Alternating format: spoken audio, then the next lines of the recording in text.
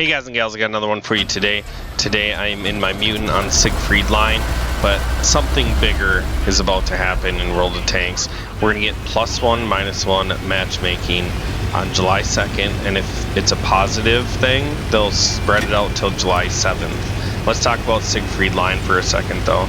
Siegfried Line, if you can get here in a mobile tank with good vision, you can spot out the sniper hill, and it goes for both sides, but generally from the south, this is how it's spotted. You move up, you spot the rest of the sniper hill, then you move over and you can get shots into the city. Heavy tanks generally move to the city. If you're a heavy tank, you don't want to be caught out in that field. And this is an encounter match, the battle is in the city. There's no point in me having the Mutant in the city. So most tanks are +2, -2. The Mutant is +1, -2, and then on the second, all tanks are going to be +1, -1. So really, when you think about that, preferential matchmaking tanks are going to punish for it. I'll talk about that later. Queue times are probably the most important thing here. What is it going to do to our queue times? If it extends it too far, then I'm not a fan. Second thing is XP earnability. When you're 2 tiers down and you have a monster game, your XP earnability is going to be much higher than in a +1, -1 setting. And then finally, preferential matchmaking tanks are screwed. Honestly, this Mutant can only see up to tier 9 unless a fail platoon, and then it can see all the way down to tier 6. And these preferential matchmaking tanks are generally weak against tier 9s. Like tier 9 tanks can really expose my weak points. I can still play the Mutant pretty confidently when I'm in a 9 match, but good players in tier 9 tanks are gonna be able to shred the Mutant up. So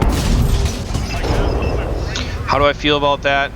Well, in my preferential matchmaking tanks, I don't feel like it'll be the end of the world. But I know a lot of people that maybe aren't as confident in their preferential matchmaking tanks, because a lot of people think this tank is garbage, and I like it a lot. So those people will probably hate +1, -1 in their Mutant, let's say, but it won't affect me as much. Not trying to be arrogant, just I've played a lot of matches in this tank, and I have good American crews that really make this thing shine.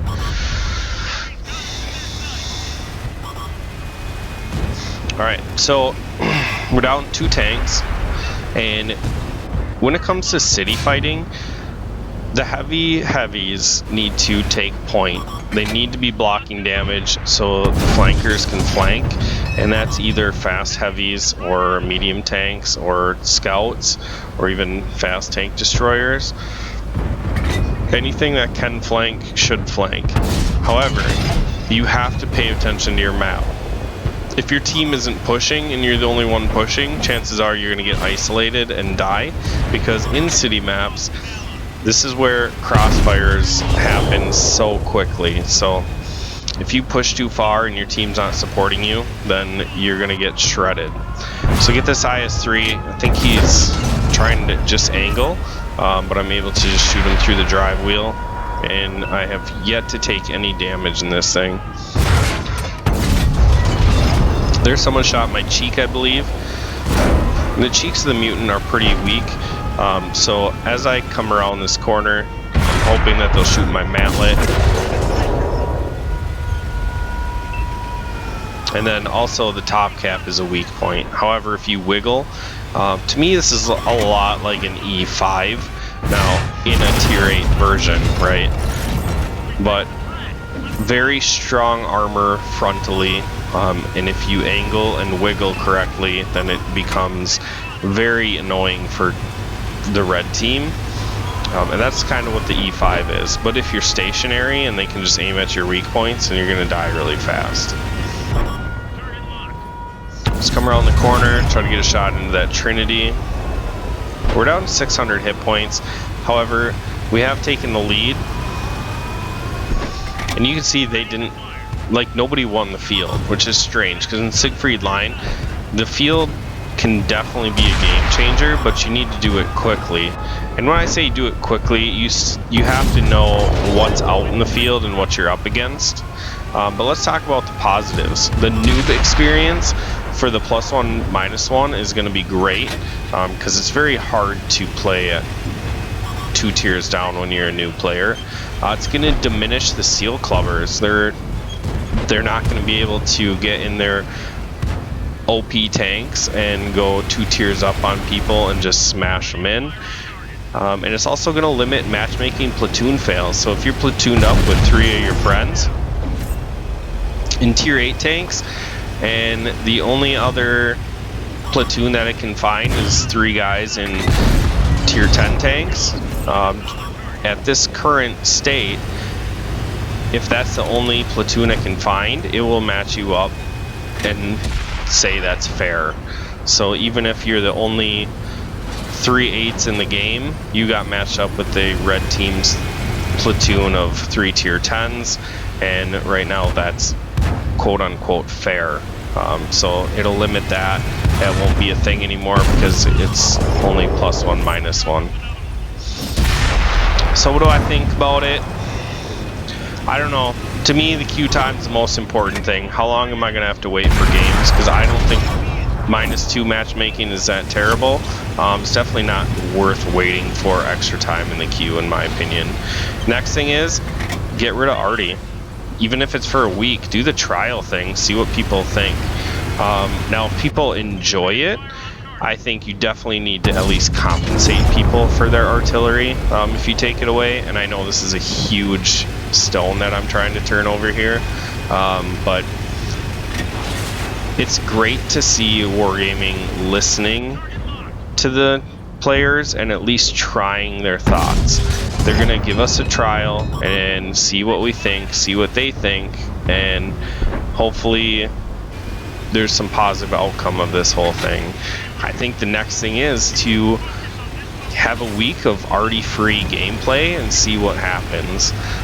And then if that doesn't work, or I'm sorry, if that does work, then all the XP that you use to grind up those lines can just be converted to free XP for you. If you paid for a premium Artie tank, then you get that gold back. And nobody should complain really about that. Maybe like full Artie players are going to complain right away, but I think overall you're going to have a better game in the end. And that's my opinion on it. I hope I touched all the +1, -1 because that was really what the game was for. It's not so much to stir the pot with the Artie thing, but I just wanted to kind of throw that in there as like maybe the next thing, because I know a lot of players don't like artillery. So we can throw an ace tanker down, destroyed 7 tanks. So we got a Devastator medal. We're up to 91.98. So I'm getting close to my 3rd mark. 4,000 damage, almost 4,000 blocked, made nice 75,000 silver. And yeah, what can I say? At this point, I feel like I should stop babbling and end it, but I also feel like I could talk more about +1, -1 matchmaking. I think it's going to have a positive impact on the game. Those are the positives outweigh the negatives, in my opinion. And to grow the player base, you have to make it easier for new players. Maybe even look at an XP calculator or the XP calculator that we have now and maybe tune it up so the grinds aren't so long. That's another idea. And that'll help newer players out because there's nothing worse than when you're in like 6 stock grinds and you can't get enough XP to get through it. All right. I will stop babbling. Make sure you like, share, subscribe, and I'll catch you in the next video.